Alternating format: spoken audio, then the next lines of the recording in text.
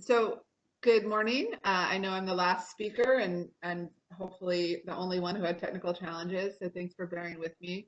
I'm Abby Hopper, as I was introduced, the president and CEO of the Solar Energy Industries Association. So I will give you a very short update on the state of the solar industry. Next slide, Dominic. So I just want to start looking back on 2020. I know that we all want to forget what happened last year, but it was a really pivotal year and really a critical year for our industry with some sort of surprising results. So I will share those with you. Next slide. As the COVID crisis hit, we did a couple of things really early on. I'm sure like most of us in the energy industry, were able to get essential worker status for our solar installers and solar operations and maintenance workers. We had an initial little shock to our system, but 2020 actually ended up being a record year for solar installation. As you can see on the graph, it was not as record as it would have been. We thought we were going to install even more, that's that top black line, but we still installed more solar than we ever have before. That's the blue line. There are still challenges for the distributed part of our marketplace, but overall it was an incredibly successful year. Our industry pivoted quickly to this sort of the COVID reality, and we think a lot and I've talked to the new administration a lot about how renewable energy deployment writ large and solar specifically can be a significant contributor to our economic recovery. Next slide. I'm sure lots of folks have talked about the election. I will really just reiterate that we know on the electoral side that climate is a winning political issue. There's some data there that shows just how bipartisan it is. Democrats and Republicans want their government to do more to address the climate crisis. Obviously, yesterday was Climate Day. We all saw all the EOs coming out of the new administration. But that does not mean that there is some sort of, I don't think some magic's going to happen without any sort of bipartisanship. We know how deeply, how close the Senate and the House are. And so the beauty of solar policy and the beauty of clean energy policy is that it really is a bipartisan issue. And so you will see us as we talk about some of our priorities, they are very much things that appeal to citizens and to elected lawmakers regardless of their party affiliation. I do want to talk just a moment about the end of the year COVID package. One of the things that was so important for our industry, given sort of the challenges we did have in 2020, was a 2-year extension of the investment tax credit, both for large systems, so that's section 48, as well as residential systems, that's section 25D. So we got a 2-year extension at that 26%, and then it starts to step down.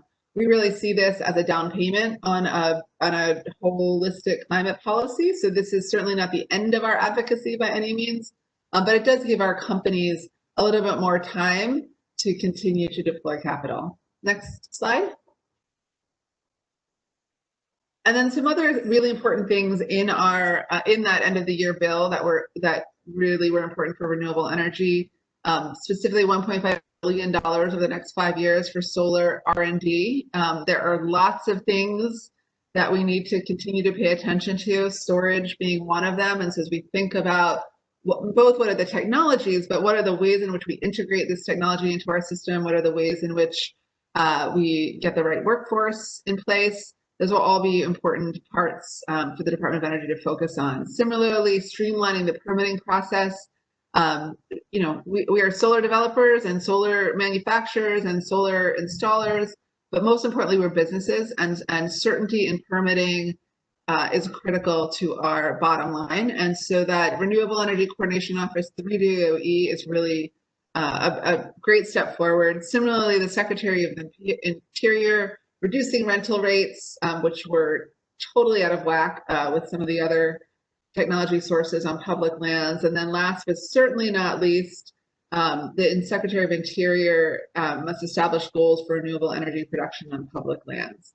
I think that's important. I think goals matter. I think people sort of strive to meet those goals when they are set. And so we look really forward to working with soon-to-be Secretary Haaland to make sure that that happens. Next slide. And then looking ahead, You can go ahead. So at the beginning of, or really at the very end of 2019, we set forth our vision for the Solar Plus decade. So what were we going to accomplish in the 2030s? Seems like a long time ago that we put this goal out, but we want to go from, at that time, about 2.3% of the nation's electricity generation to 20% by 2030. You can see our progress. The blue is the goal and the yellow is what we either have installed or forecasted to install. And the great news is we're beating our goal so far. Obviously, in 2024, that changes a bit, which is why that long-term policy stability will be so important. We're actually going through a process right now. Won't surprise you, a year into the decade, we're looking at whether we're aggressive enough. We may be revising that goal to be even bolder and more bodacious, but it is clear how important a stable policy environment is for the realization of these goals. Next slide. As we think about sort of this new Congress and new administration, we really have organized our thinking around three buckets, I would say. The first being climate and carbon policy. Next slide. Oh, I forgot. I didn't have the other slide. I said climate and carbon policy. And you will hear me say this no matter how many times you hear me talk. I'm a lawyer by training. I represented businesses for a long time. Businesses want certainty. That's how they need to know what the rules of the road are. And then they can adopt their business strategy accordingly. And so creating a stable tax policy, a stable policy environment is going to be critical to really incentivizing and accelerating the deployment of renewable energy. And so that is number one on our list of priorities. Number two is really around infrastructure and workforce. So things like transmission, things like permitting and interconnection queue, but also making sure we have the people in place to do these jobs. If we are able to reach even just that 20% goal by 2030, we're going to go from about 250,000 people employed in solar to over 600,000. And who those people are, how they're trained, what communities they come from, whether or not they reflect the diversity of our nation is absolutely a priority to us. And then last but not least is that competition. We believe in competitive marketplaces. We believe in rules that allow all technologies to compete. We believe in understanding what the goal is and then allowing businesses to innovate and create business strategy to meet the goal, not the technology or not the fuel source, right? Not being didactic about that, but being really open to what the outcome is for customers. And so open competition is a critical part of what we do. We also have a huge state policy team at SEA, and we have sort of organized our thinking around these things. I won't read them all to you, but you can see just how varied they are. And it's not all, sometimes people think we only do distributed generation work in the States. That's far from accurate. We do a lot of advocacy for both community solar and utility scale solar in the States. One of the things I will highlight is that mitigating current and future risk, things like land use, PV recycling, labor issues, consumer protection are all issues that if we continue to grow, we need to really manage and de-risk for our companies so that they can continue to be successful. So we're super focused on that. Next slide. And then certainly, last but certainly not least, is understanding and prioritizing diversity, environmental justice in our work and how we think about it as a trade association. You know, our job is to serve companies. And so we have spent a fair amount of time over the last few years, but certainly since last June, trying to figure out what our role is in helping companies prioritize diversity and prioritize environmental justice. We're doing that in a couple of ways. We are creating a supplier diversity network for our solar companies. So if they want to hire women-owned businesses, veteran-owned businesses, Black-owned businesses, we will be able to direct them to those businesses and help support those businesses as they continue to grow. We're looking at accreditation processes. Again, so many companies want to do something but don't know quite what to do. And so working with them to lay out what those right steps are Thirdly, thinking about board diversification, right? I don't know what your board looks like, but many of the boards I am on and that I have exposure to are rather homogenous. And so building some capacity with our companies around diversifying their boards and diversifying their decision making is important as a piece of that. There's a mentorship element, which is exciting. And then last but certainly not least is bringing that environmental justice central to the policy work that we do, so that it is, not an afterthought or a community that we think about after we've gone and gotten a big legislative win, but that those communities and those issues and those equities are central to the work we do on a daily basis. So I'm particularly proud of the progress we've made in this regard. We still have a ton of work to do, but it is very intentional and something we're thinking about on a daily basis at SEA. Next slide.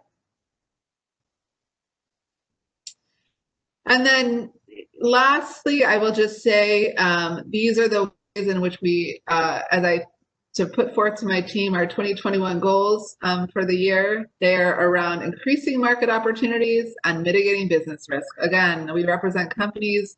Solar companies are no different than any other kinds of companies. They have to anticipate and mitigate their risk from a variety of sources, and that's my job. Those come from things like, inequitably applied trade policy, the issues around PV recycling that I mentioned, land use and making sure that we are good neighbors and good stewards of the land, understanding kind of, as I said, where the workforce is coming from, how diverse it is, things like that. So it is an exciting year for solar. 2021 will be yet another record-breaking year. If you think back to that chart I showed at the beginning, we are continuing to grow, continuing to expand. The demand for our product is almost insatiable, and it comes from utilities, it comes from corporates, and it comes from residential customers. So it's a good time to be in solar, and I really appreciate the opportunity to speak with you this morning. Thank you.